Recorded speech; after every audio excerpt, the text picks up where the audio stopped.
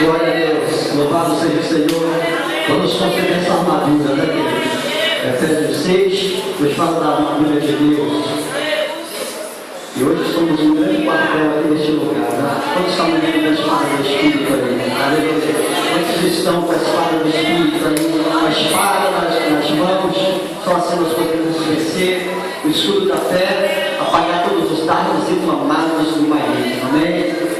Mocidade, o inimigo é furioso na vida de você. Assim como ele ainda é contra a minha vida, né? Mas contra a minha mocidade, ele tentou me matar várias vezes, né? Mas eu estou aqui para glorificar o nome do Senhor. Então, tenta, mas quando nós temos Jesus unido com a armadura de Deus, ele não pode contra nós. Amém? Glória a Deus. Eu queria louvar a Deus por todos que nos dando alegria por estarem aqui conosco, né? Temos algumas igrejas aí, irmãs, nos visitando.